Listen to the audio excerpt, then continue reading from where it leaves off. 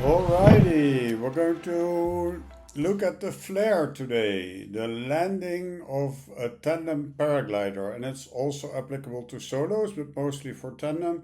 There are three ways to do it. You have the minimal sink, you just put the brake strong, have a nice glide and just go to touchdown, where on the last meter you do the full brake. The dynamic flare will give a little bit speed, a little small dive, then a full brake, which makes it a little bit easier to get on the feet for both the pilot and the passenger. And then what we're focusing on today is the really tough one, hard to learn but super fun to do and nice for the passenger, is the long flare with a long swoop and then the up at the end where you can really easily stand. Let's take a look at the first one of those. I have here a Dutch guy. Dan kun je alsnog opstaan. Ja, ja. Dan komt Geert weer een beetje omhoog. I'm telling him that we're going to shoot down from 10 meters and then at the end we'll swing up a little bit so he can get to his feet. So he's perfectly prepared for a sitting landing. Actually, it's really nice, but a little bit hard on the grass at the end. The next one, oh, I correct myself there a little bit, but still nice flare down in the grass and stand. And it's really amazing how you go from quite big speed to almost like standing still, just one or two steps, and the whole thing is Look in the camera. still on the ground. So the next, this is my daughter actually. She has some music there in the GBL. So down. So hop and stand. Perfect. Yeah. And then just following the wing to bring it down. You have to walk back a little bit. Yeah, funny with my daughter. Then a really nice sporty lady. So I don't do this with very heavy passengers. If the landing is really good, we will go for a standing landing off-roll. Yeah? Okay. That was the explanation. And I don't do this with heavy passengers or knee problems, that kind of thing, back problems. Only if I think a passenger is quite good on their feet, I might do this. This is a little bit with some turns. Again, a small correction there, still strong on the brake and a turn. Then the shoot, the swoop in the grass, and the nice stand. Here even I push her out a little bit. There's a little bit more wind on this landing. Normally this is a low wind landing or zero wind, because with zero wind you come in fast, and the paradox is that with this landing you come in even faster, and yet it's much easier for the passenger to get to their feet, and you're fully standing still at the end. So that's a crazy thing to understand about the flare. It's counterintuitive. There's no wind on the field, which means you're coming in with 35 and you're even increasing that speed. You're going to almost 50 or even over that. Coming in with 50, the passengers are even a little bit frightened. You can see it in the face. They've never done it before. And yet, after, I would say, 1,000 times doing this, I've gotten to the point where then, also how I explain, I'm braking there with my feet in the long grass. And then it's just get up and stand and perfect. And also remarkable, I don't wickel, we say in German. I don't roll the brake line around my wrist. So I don't need like super short brake line.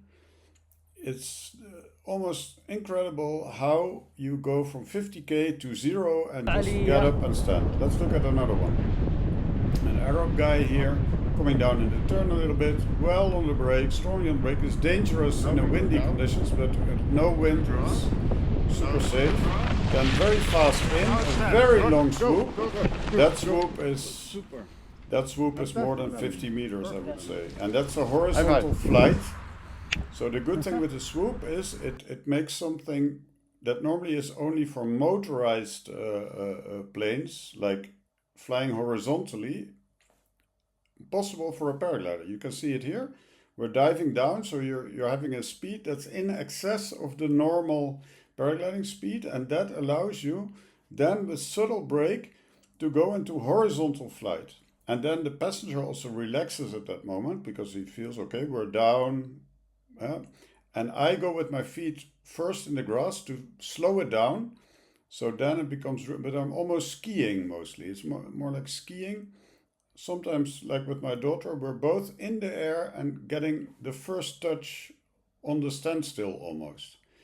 And I can hardly believe how it's even possible without wrapping the line around the wrist to do it so nicely. So, but it really took me, I would say, 2,000 tandem flights to get to this level. And I still don't always have it perfect, but I would say 9 out of 10 are perfect. I do this every day. And most tandem pilots don't do this. So they don't. It really takes practice and you get a lot of mistakes. Sometimes you're too low in the grass and sometimes you're too high and then you get a really kind of parachutal landing. So you have to like to learn to do this. Otherwise you would go for the more classic landing approach. You see how dramatic I go from, let's say, a minimal sink to like full release of the brakes.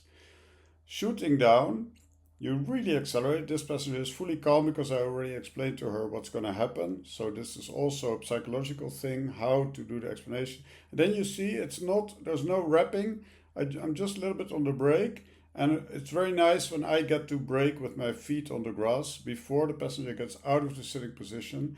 Because if the passenger would hang down with their feet, as they teach it in some schools, and then would kind of flip over, you could really get a bad landing on the stomach, almost gliding. So I always say we prepare for a sitting landing, we go for the swoop. If I say nothing, you just stay seated. If I say get up, it means at the end you get out and up. Let's look at some more. These are some with slow-mo. In the end I have a few without slow-mo. So you see, again a small correction. I've learned that you can do a correction. In the grass, you see the passengers even quite scared there. It's an athletic guy. And so easy to get from quite frightened face to like, yeah, high five, of course. We have to celebrate such a great landing. Look at the slow motion.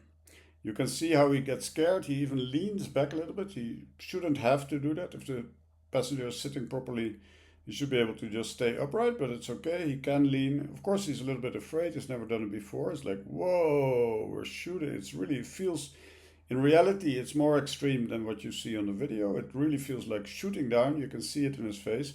And then I have this contact with the ground. I'm skiing. The brake is then, maximally applied. And then I really, with my arms, help him a little bit to get up. Sometimes that helps. But not really that I have to grab him. It's really more the way I explain it. Okay, we're going down and then we go through the grass. So my legs are up. Now we're going down through the grass. And stand up, stand up, stand up. I stood up. And really, believe me, you need to do this 1,000 times at least to get close. I would say in the beginning, almost every second one is not perfect.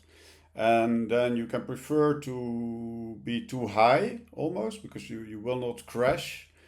Better to be too high than to be too low, but it's also inevitable that some of your attempts will go into the grass and it might rip some stitches of your gear.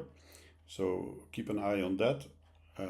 But at some point you get it good and you can imagine that you need, think about driving a car. How many times do you brake?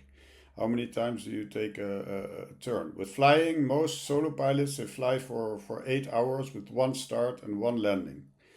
So as tandem paragliders are in a good position there that we have many more starts and landings, and many pilots achieve good starts. Many pilots also achieve good landings, but many don't flare.